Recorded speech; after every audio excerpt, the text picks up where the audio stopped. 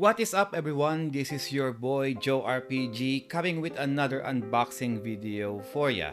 This video is the part 2 of my PlayStation Portable JRPG hauls for 2021. Sony announced that they will be discontinuing the PSP digital support by July 2021, and luckily I was able to nab me 14 JRPGs for the PSP before the online sellers start spiking the prices.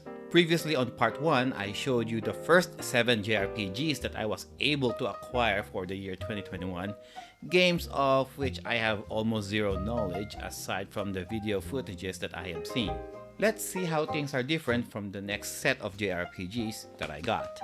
Now, for this set, I was fortunate enough to win another 7 JRPG titles for the PSP as a bundle for almost 300 Australian dollars.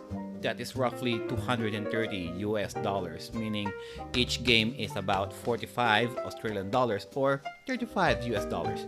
So, considering the eBay prices of these games individually, the overall cost doesn't sound so bad.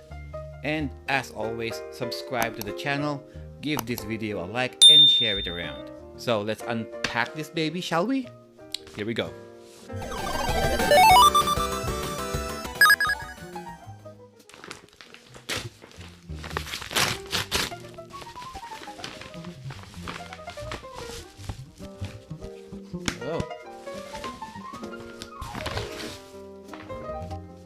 Lunar Silver Star Harmony.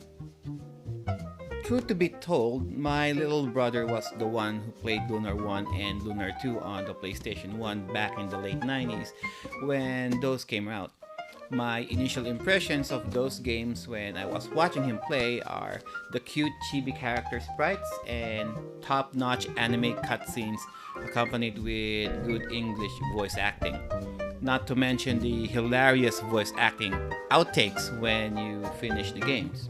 Lunar Silver Star Harmony is basically a remastered version of Lunar 1 with an improved character sprites during battle, a playable prologue involving the 4 heroes, and adding individual special attacks, to name a few. The changes in the game design somehow reminds me of some PS2 Tales of games mixed with a visual novel style of storytelling. The battle animations and the magic attacks are much improved in this release. The anime cutscenes are pretty much the same and untouched as the PS1 release though. The Lunar series is a top-down turn-based JRPG developed by Studio Game Arts. Originally came out in the Sega CD back in 1993. The first installment has been remade and re-released for the PlayStation 1 by Working Designs in 1999, while the PSP version by Exceed America in 2010. Next up, so we got John the Ark. So John the Ark is a strategy JRPG that is a loose adaptation of Joan of Arc during the English occupation of 15th century France, incorporating a few fantastical elements like magic and the supernatural. Whoa, there are 2 manuals here. So from the character sprites, battle system, the anime cutscenes, and voice acting, everything was made with the utmost care and respect. Fun fact, for the North American release, the production hired a bunch of French actors, as well as American actors who can do decent French accents and French vocal coach to ensure the authenticity of the game's cultural aspects. When I first played and finished this game, I was really intrigued with the gameplay and the historical elements of it, or lack thereof. According to the developers, they wanted for this game to be enjoyed by casual and veteran players with or without knowing the historical accounts of the game. It got high marks from players and game reviewers that considered this game as one of the best JRPGs for the PlayStation Portable. John the Ark was the first handheld JRPG that Studio Level 5 ever developed, and it was published by Sony Entertainment for the PlayStation Portable back in mid-2007. Next up, Valkyria Chronicles 2 for the PSP. So let me say that I love the first Valkyria Chronicles that was released for the PlayStation 3 back in 2010. The active strategy JRPG was set on a fictional land called Europa, engulfed between two nations at war, an allegory somewhat between the countries of Eastern Europe during World War II. For the direct sequel, the developers prioritized the Japanese market as the PSP also grew in popularity. Hence, the sequel for the game, Valkyria Chronicles 2, was released by Sega on the PSP back in 2010. The sequel was set 2 years after the events of the first game. The story revolves around military cadets from Gallia being forced to battle a group of Gallian rebels that wish the complete eradication of all Dark-Sen citizens. And the sequel retained the basic elements of the battle system and the soldier classes from the first game with a few changes. My first impression of this game was they incorporated a visual novel approach for most of the expositions, while the stage designs during missions were recycled over and over. But since the protagonists are technically students, aspects of their student life are also explored, and before and after each event to move the plot forward. Next up, we got Breath of Fire 3. So I played the original Breath of Fire 3 for the PlayStation 1 when it was first released by Capcom back in mid-1998. It was actually my first introduction to the Breath of Fire series, and around this time I was still new to the whole game genre, and I was still trying to play all of the JRPGs that the PS1 could dish out. Being completely ignorant of the history behind Breath of Fire, I was still able to enjoy and finish it in the PlayStation 1. Looking back, actually, the overall plot and gameplay are very straightforward and not at all innovative. Well, compared to the ones I already played before this anyway. And unlike the PSP port of Lunar, however, apparently this PSP port of Breath of Fire 3 is virtually the same exact game as the PlayStation 1 version. Not even the slightest changes were made to improve this turn-based game despite almost a decade-long gap between the PlayStation 1 and the PlayStation Portable releases. The one that I got is the PSP Essentials PAL version. And according to the players, the loading times and the encounter rate for this PSP port are no better than the PS1 original. But if one can get past the genericness, the long wait between scenarios, and rampant monster battles, then this game for both ports will eat most of one's time.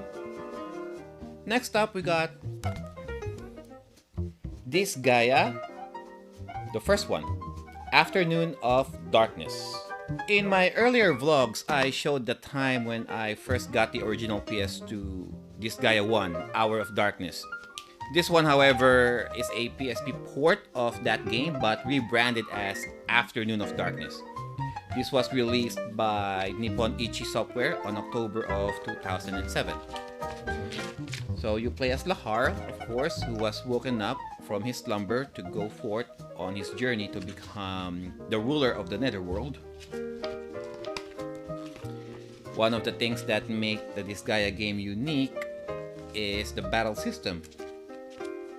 This is the game where you can literally lift up and throw enemies across the battle map so that your party members can move forward, keep the enemies away, or make your enemies as playable allies.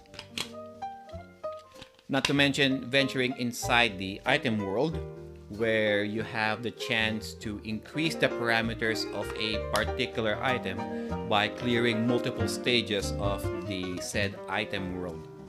The game has multiple endings depending on how the player progressed throughout the game. Afternoon of Darkness is still pretty much the same old strategy RPG as the PS2 original at the very core. So there are some changes in the PSP port. There is an alternate angle here where you can choose another character as the main lead, thanks to a dark yet funny twist. In addition, there are some extra boss battles, introducing a multiplayer function to complete missions, a Japanese-English dual language setting, and you can also listen to the game's music via the music shop. Speaking of music, the songs Invasion from Within and One with the Stars from the original PlayStation 2 game are not included here in the PSP port.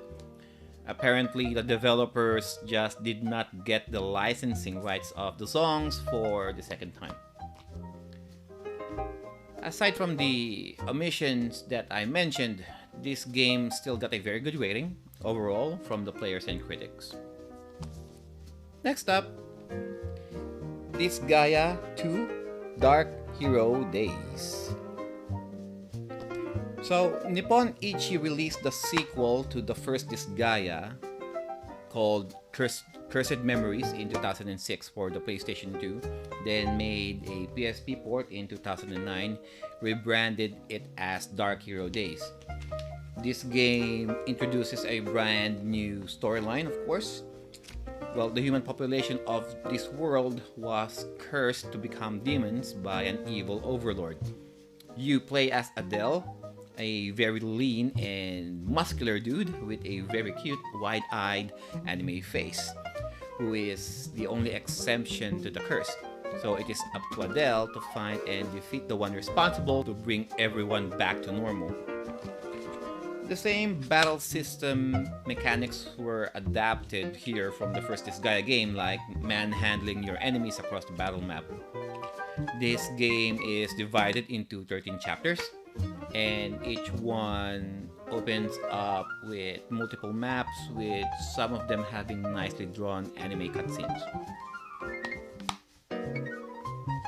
The item world makes a comeback here.